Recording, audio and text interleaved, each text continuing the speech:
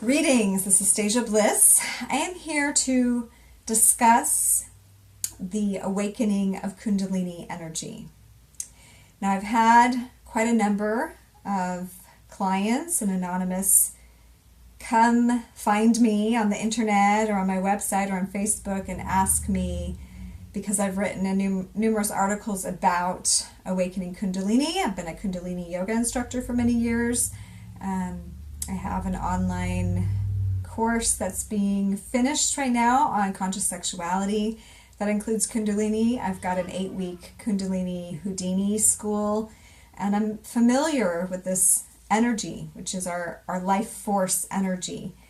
And I do understand that there's a lot of information and people who have been going through an awakening of their Kundalini who do not know how to deal with this energy, how to support themselves in this process. And so there's some suffering that may entail if you don't have the proper tools. And I know that there are some, historical books and documents like Gopi Krishna's very popular one on his process of awakening and him relating it to a psychosis. But again, he did not know what was happening at the time.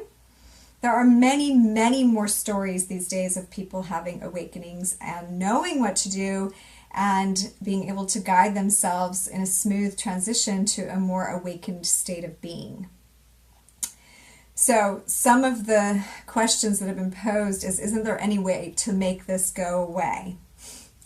I don't want this to happen. I like me just fine. I don't want this Kundalini thing. And to that, I answer, I'm sorry, it's inescapable. There is no going back. And actually, it would be more detrimental to you to try to suppress and ignore and downplay and return to normal once your life force energy has been awakened. And the length of the journey of integrating this and being like a high functioning human being with an awakened Kundalini varies on your resistance to it and your opening to it and you're allowing the process to happen. So my job as a coach in this subject, health and spiritual well-being coach, integration coach, empowerment coach, is to coach you through an awakening process. Because I know the pitfalls, I know the symptoms, I know what to be done with them, and I'm also very familiar with the initiations that go along the way. So I know it can be unnerving and even a scary process if you don't understand what's going on and if you're experiencing severe symptoms of a Kundalini awakening. But if you're going to approach this in the best way, that's going to be the least uncomfortable and the quickest, then I would suggest to you that you be flexible and open-minded to working with this in a way that will serve you. And yes, once you've started awakening, I'm sorry to tell you there's no going back. And some people that don't want to surrender to that, honestly, I have people in my life who have taken their life because they could not grapple with what was happening. So I don't want you to be one of those people. I don't want you to feel that that's the only way out, because what's awaiting you is the most glorious connection to yourself and to life that you've never dreamed possible, or that you've dreamed of and didn't think was possible, in all of the realms of your life, in your relationships, in your self-love, in what you're able to do creatively, in your work, in everything. Everything, when you have a Kundalini activation and awakening, that's because your soul is ready to evolve. Even if your smaller mind and your ego mind doesn't think that it is, and it will give you every reason to tell you that it is not, and that this is not a safe thing, and that you need to stay in safety. And I've had some people say, it sounds like a terrible thing to dissolve my ego. Why would I want to do that?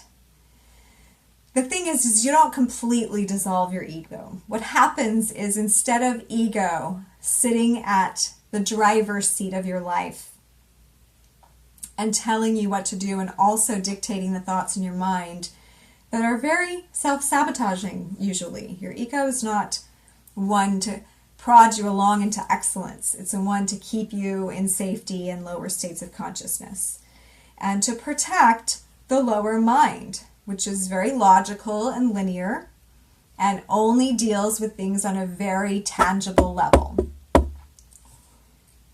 Your higher mind, which is what you're tapping when you awaken Kundalini, your pineal gland opening, that is the seat of your consciousness, that allows you contact with what some traditions call the observer self, the higher self, the higher mind, the universal self, however you want to call it.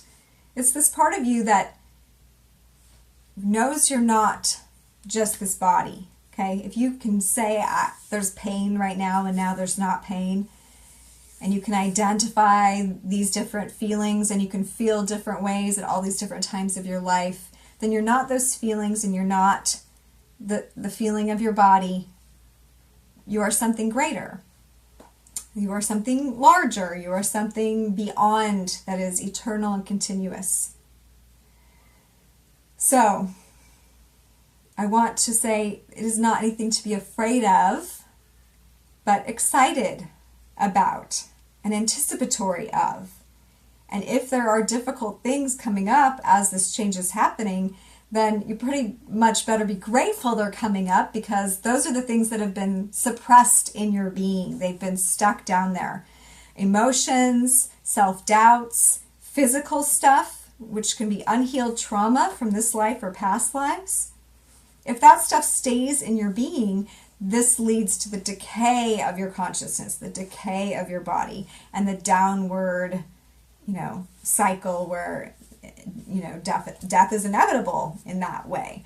But when you realize that all these symptoms, when accompanying an awakening, are actually an unloading, a releasing, a shedding like a snake skin, that will give you access to more energy, more life force, more health, more peace, more love, more creativity. Because Kundalini is the cosmic creative force that was streaming through you much greater, as a child. And then the period of time where that closed off and we started to take on more and more of societal patterns and conditioning, we are getting to re-access that childlike energy that is really the cosmic energy. I think a wise man once said, "And the little child shall lead them." That is also what's going on in us when Kundalini activates. Our child self begins to lead. That is the more confident version, the more tapped in, tuned in, intuitive part of us. So it is not to be feared, but assistance and guidance can be extremely helpful, if not crucial, in moving through this process with grace and as much ease as possible. So please do get guidance and support. I'm available for this, and there are others who do this work as well. Okay, you can do this. This is exciting, and this is your evolution. You were meant to evolve.